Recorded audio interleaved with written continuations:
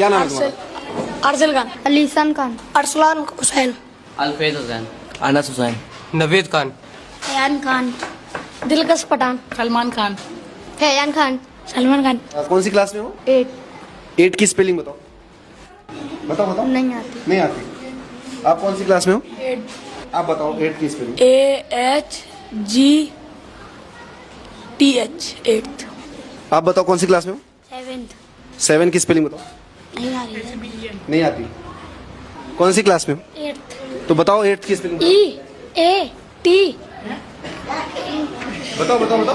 अरे क्यों पड़े हो चक्कर में, कोई नहीं है टक्कर में। अरे पढ़ाई लिखाई में नहीं, जिहाद में। बेगम बिरयानी से ही सुन लो इनके कारनामे। भारत में मुसलमान ही सुबह उठता है, न वो दांत मांजता है, न वो चाय पीता है, न वो नहाता है, वो दफ्तर भी नहीं जाता। सुबह उठकर सिर्फ एक काम करता है, या तो वो लैंड जिहाद करता है, लव जिहाद करता है, या थूक जिहाद करता है, यूपीएससी जिहाद करता है, और अब कॉर्पोरेट जिहाद भी कर रहा है। बताओ जी, भारत का मुसलमान सुबह से शाम तक इतनी मेहनत कर रहा है और आप 7 8 की स्पेलिंग में फंसाना चाहते हो? ये तो गलत बात है। आप तो हिंदू है ना, आपने इनसे शादी की, कैसे शादी हुई आपकी? इन्होंने हमसे झूठ बोला कि शादी नहीं हुई है। हमारी 2012 में इनसे नवंबर में मुलाकात हुई। आपने धर्म एक्सेप्ट कर लिया था? इन्होंने बोला मुझे प्यार हो गया था। प्यार में तो इंसान सब कुछ होता है। मैंने धर्म परिवर्तन, इनके दादा दादी थे, उन्होंने धर्म परिवर्तन कराया। मैं रोजे नमाज रखती थी, मेरे घर वालों ने मुझे भगा दिया, मेरे मायके वालों ने मुझे नहीं रखा। दबाव डाला गया अपनी मर्जी से? उन्होंने दबाव डाला कि तुम धर्म परिवर्तन करोगी तब मेरी बहू। आज भी ये लोग बहू कहलाने के लायक नहीं कहते। तुम मेरी कोई नहीं हो। क्यों नहीं है? इसके माँ बाप भी साथ? हाँ, माँ बाप भी मिले हुए हैं। आपको पता था कि शादीशुदा है? नहीं, ये नहीं पता था। देखो जी, जब भी ऐसी महिला का इंटरव्यू लेने जाएं तो एक बढ़िया तेल लगाया हुआ लठ साथ में लेके जाएं, और जैसी ही महिला बोले कि अब्दुल ने हमें फंसाया है, एक लठ पिछवाड़े पर तोड़ दो। क्योंकि इन्होंने घर परिवार माँ बाप का बगैर परवाह किए हुए अब्दुल के लिए सब कुछ न्यौछावर कर दिया। ये अपनी मर्जी खाने जाती हैं, इसमें अब्दुल की कोई गलती नहीं है। अरे अब्दुल तो अपने मकसद में लगा हुआ है, सुबह से शाम तक वो मेहनत कर रहा है, मुंह भी नहीं धोता, ब्रश भी नहीं करता। सद इल्हान उमर ने हाल ही में कहा कि भारत में जो जेनोसाइड है, नरसंहार के 8वें स्तर पर पहुंच चुका है। टीवी चैनल अखबार लिख रहे हैं कि इल्हान उमर ने जहर फैलाया है, उन्होंने जहर उगला है, वो एंटी इंडिया हैं, वो भारत को पसंद नहीं करती, वो जहरीली हैं। भारत में भारत के मुसलमानों के साथ क्या हो रहा है 20-22 करोड़ मुसलमानों के साथ। मैं बिल्कुल विश्वास नहीं करती जिस पर इल्हान उमर जो कह रही है। मैं बिल्कुल नहीं बताना चाहती भारत के मुसलमानों को कि कोई जेनोसाइड या नरसंहार या नस्ल कशी होने वाली है। मैं सिर्फ आपको कुछ एपिसोड्स ऐसे बताना चाहती हूँ जो पिछले 48 घंटे के अंक घटे हैं। मैं 12 साल का ब्यौरा आपके सामने यहाँ नहीं बैठी हूँ, और आप खुद फैसला कीजिए कि जहर उगल रही हैं इल्हान उमर या फिर भारत की सरकार जिम्मेदार है। बेगम बिरयानी, भारत की ही गलती है, भारत सरकार की ही गलती है जो तुम जैसे इल्हान उमर भारत में पाल रहे हैं। सबको पता है, इसके पहले न्यूज में भी आया था जब कश्मीर का मुद्दा हुआ था कि इल्हान उमर जो है यूएस की एक पाकिस्तानी द्वारा पाली हुई सांसद है, जिसको पैदा ही सिर्फ इसलिए किया गया है कि वो भारत के मुसलमानों को भड़काए। तू भारत के मुसलमान है, तेरे को अच्छा पता है कि भारत के मुसलमान किस स्थिति में हैं, तो तू अपना ओपिनियन देने के बजाय उस जाहिली ने जो कहा है उसको तूने सरकार के ऊपर थोप दिया कि सरकार उसका जवाब दे, जो कि तू जानती है कि सरकार ऐसे मुंहफट बदतमीज लोगों का जवाब नहीं देती। जब जवाब नहीं देगी, तू चाहती भी यही है कि भारत सरकार जवाब ना दे और फिर हम सवाल खड़ा करें कि इल्हान उमर ने जो कहा उस पर भारत सरकार चुप क्यों है। 6 में मेरी शादी हुई थी, मुसलमान लड़का, उसने हिंदू बन के शादी करी थी। अच्छा, उसने नहीं बताया कि मुसलमान? नहीं, जब मेरी बेटी हुई है बड़ी वाली, जब पता चला है मुझे कि वो मुसलमान है, फिर घर में मार पिटाई वगैरह भी, पूजा पाठ नहीं करने देता, कहता पूरी मुस्लिम बन। वाह बेबी वाह, हम लोग तो यहाँ चूतिया बैठे हैं जो तेरी इस बात को मान लेंगे। इस बेबी की बड़ी वाली बेटी हुई तब इसे पता चला कि जिससे इसकी शादी हुई है, जिससे इसने शादी भाग कर की है, वो हिंदू नहीं मुस्लिम है। मतलब इस 9 महीने के पीरियड में ये दोनों 2 अलग कमरे में रहते थे क्या? कि भाई बीच से दीवार था और दीवार के बीच में एक छोटा सा छेद ईंटा हटाकर किया होगा। ये दोनों बीच बीच में हालचाल पूछने जाते होंगे, उसी में इसकी बड़ी बेटी पैदा हो गई। बेबी तुझे पता था, पहले ही दिन पता था, पहले ही मुलाकात में पता था कि वो हिंदू नहीं है, मुस्लिम है, लेकिन उसका मकसद पूरा करने के लिए तुमने दिन रात मेहनत किया, उसका मकसद पूरा हुआ, वो तेरे को छोड़कर निकल गया। अब तू यहाँ मिमिया रही है कि नहीं नहीं अब अब्दुल गलत है, सारी गलती अब्दुल की ही है, अब्दुल को सजा दो। राहुल गांधी ने आज उनका जन्मदिन है, सब माफ करिएगा, आज उनकी मृत्यु हुई थी। सॉरी राजीव गांधी का, माफ करिएगा। नहीं, मृत्यु किसी की भी हो, हमें उस पर हंसना नहीं चाहिए। काले कौवे नहीं हंसेंगे, बिल्कुल किसी की मौत पर नहीं हंसना चाहिए, लेकिन तुम डिसाइड तो कर लो कि जन्म किसका है और मृत्यु किसकी है। आगे दोस्तों आप सबको बताते हुए बड़ी खुशी हो रही है कि पप्पू अपना 56 का हो गया है, 4 साल बचे हैं पेंशन में।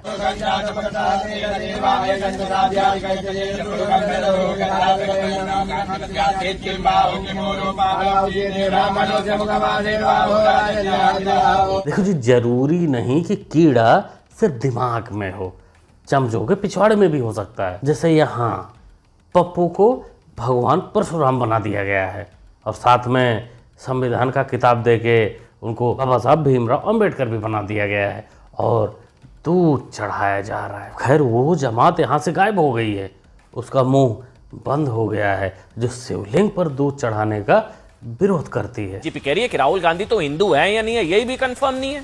पहले तो राहुल गांधी साबित करे वो ब्राह्मण है, वो हिंदू है या नहीं है, ये भी नहीं पता है अभी। देखो अमन भाई, पप्पू जी पहले क्या थे मने ना पता, लेकिन अब वो हिंदू नहीं है इसको तो मैं कह सकता हूँ, क्योंकि उन्हीं के कांग्रेसाचार्य ने उनको हिंदू धर्म से निष्कासित कर दिया है। कि राहुल गांधी क्यों जाना चाहिए?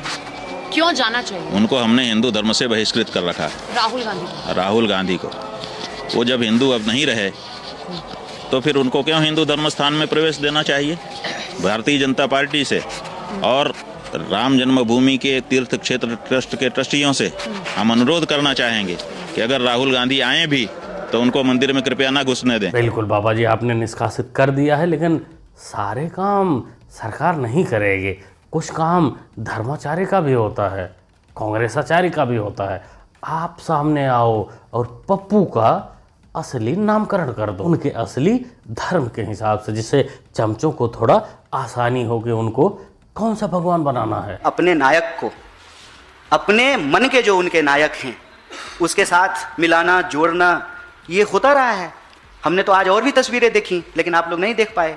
कुछ जो है राहुल जी को अंबेडकर की तरह भी पेश करते हैं, कुछ लोग जो है उनको बिरसा मुंडा की तरह भी पेश करते हैं, कुछ परशुराम की तरह भी पेश कर रहे हैं। आ गया अफजल गुरु का पिल्ला अपने मालिक का बचाव करने, कह रहा है कि पप्पू जी को बिरसा मुंडा, बाबा साहब अंबेडकर की तरीके से पेश किया जा रहा है।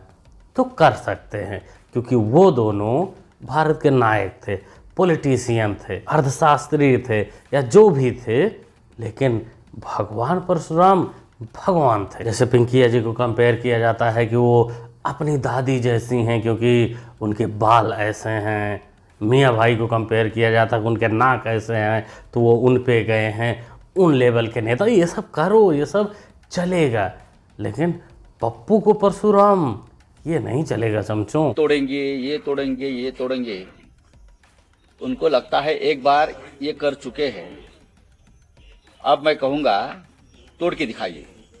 आपको नहीं तोड़ेंगे ना तो शिवसेना आपका बाप, हमारे बाप का नाम नहीं बताएंगे, और हमारे बाप का नाम बाला साहब ठाकरे है। हमारे बाप का नाम बाला साहब ठाकरे है। ये गूगल भी ना कभी कभी झूठ ही बोल देता है। नोटी राउत कह रहा है कि इसके पिताजी बाला साहब ठाकरे हैं, लेकिन इधर गूगल कह रहा है कि नहीं नहीं ये तो राजा राम राउत का लौंडा है। बड़ा कंफ्यूजन कर दिया है गूगल ने। वैसे जो भी हो, जो इसने धमकी दिया, जो इसने चैलेंज किया, मोटा भाई ने एक्सेप्ट करते हुए यूबीटी शिवसेना उद्धव ठाकरे ग्रुप में 2-3 लोग ही बचे हैं गिन चुनकर। कारण यहाँ नरेंद्र मोदी नहीं, यही राउत है, यही नोटी राउत है। शिवसेना के अध्यक्ष और महाराष्ट्र के उप मुख्यमंत्री श्री एकनाथ शिंदे जी,